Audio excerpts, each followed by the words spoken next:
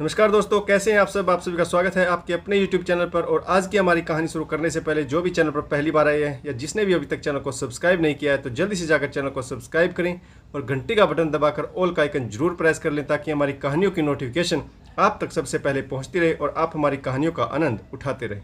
तो दोस्तों, अगर आपको हमारी कहानियाँ अच्छी लगती हैं, लाइक शेयर और कमेंट्स करना ना भूलें ताकि हमारा भी हौसला बढ़ता रहे और हम आपके लिए नई नई कहानियाँ लेकर आते रहें। तो चलिए शुरू करते हैं आज की एक और बेहतरीन कहानी।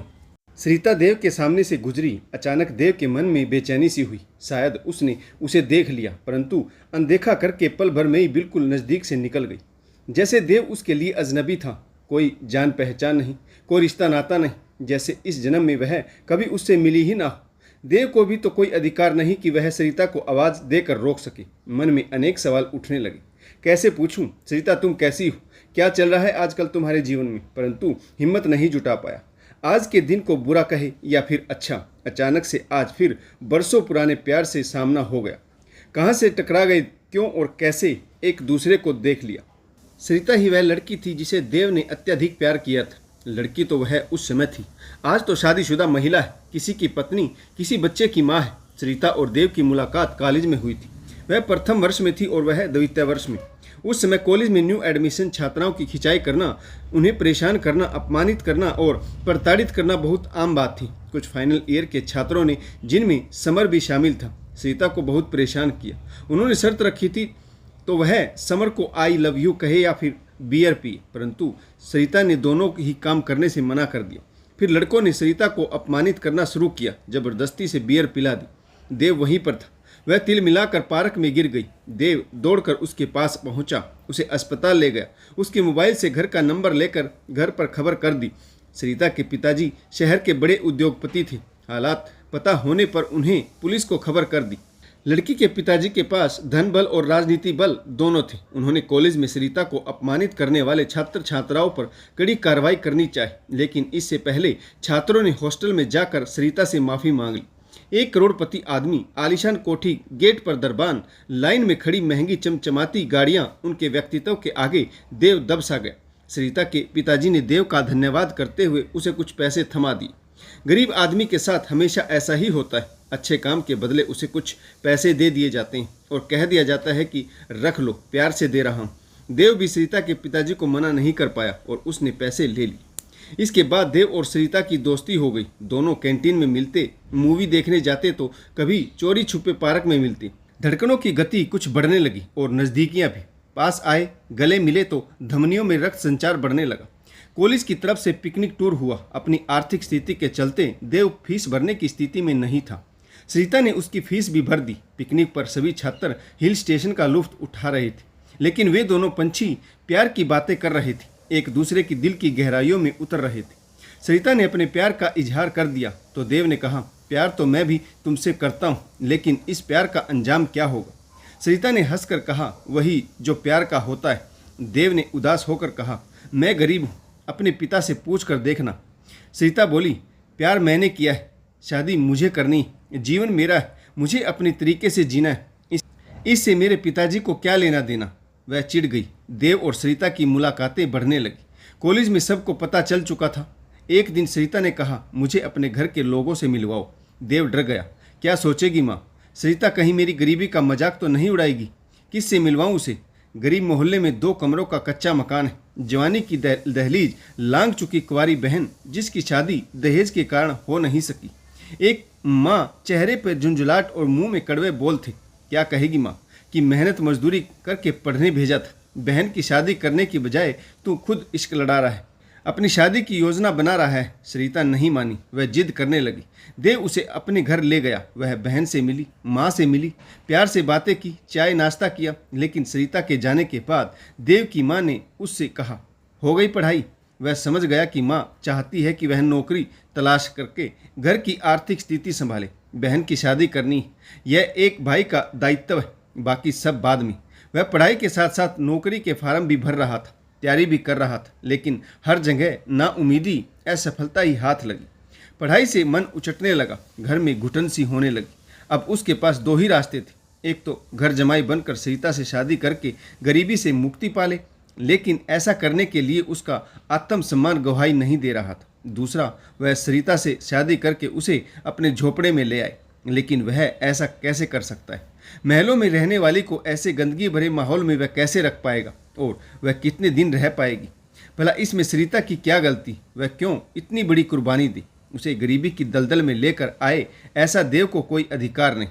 देव न तो अपना जमीर मार सकता था और न ही सरिता से कोई कुर्बानी लेना चाहता। सरिता दोनों ही परिस्थितियों के लिए तैयार थी। एक दिन उसने पूछा, तुम्हारी समस्या क्या है? मैं सब करने के लिए राजी हूँ। या तो तुम अपनी गरीबी से निकलो या फिर मुझे अपनी गरीबी में ले चलो। मुझे सिर्फ तुम्हारा साथ चाहिए, महल हो या झोपड़ी, मैं तुम्हारे साथ आराम से रह लूँगी।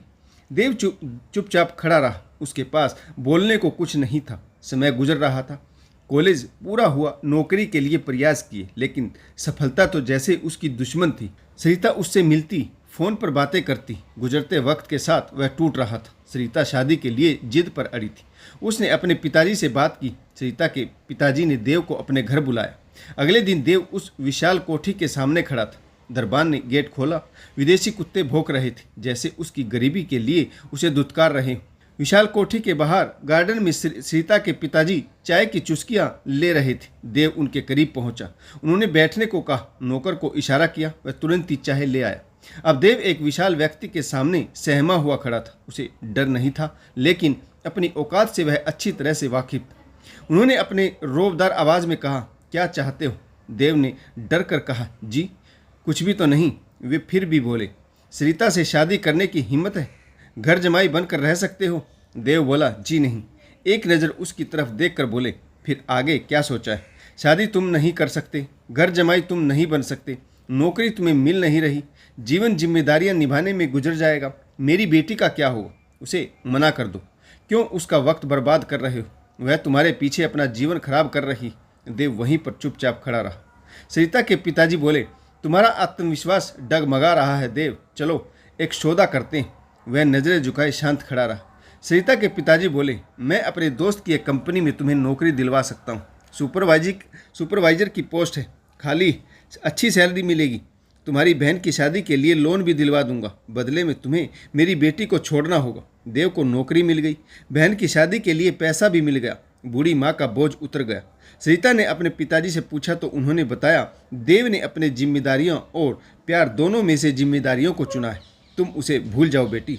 वह ना तो घर जमाई बनकर रहने लायक है और ना ही मेरा दामाद कहलाने लायक है। मुझे तुम्हारे प्रति पूर्ण समर्पित लड़का चाहिए। मैं वैसा बिल्कुल भी नहीं। वह न तो घर जमाई बन सकता है और ना ही अपनी गरीबी में तुम्हें रखने को तैयार है, और तुम रह भी नहीं पाओगी। वह जानता है। एक दिन सरिता देव से मिलने गई, उस पर अपना गुस्सा निकाला। तुम फरेबी निकले। फिर मेरे साथ प्यार का नाटक क्यों किया था? कर्तव्यों की आड़ में मुंह छुपाकर भाग गया। वह चुप रहा। सरिता चली गई, लेकिन जाते वह कह गई, तुमने सौदा कर लिया, मेरे प्यार को बेच दिया, कर्तव्यों की आड़ में अपना मुंह छुपा लिया। तुम कायर हो। आज वर्षों बाद फिर से सरिता उसके इतने नज़दीक से गुजर गई। एक पल रुकना, देव को देखना भी उसने गवारा नहीं समझा। सरिता के पीछे उसका पति था, समर, कॉलेज का दोस्त, जिसने सरिता के साथ भद्दी हरकत की थी।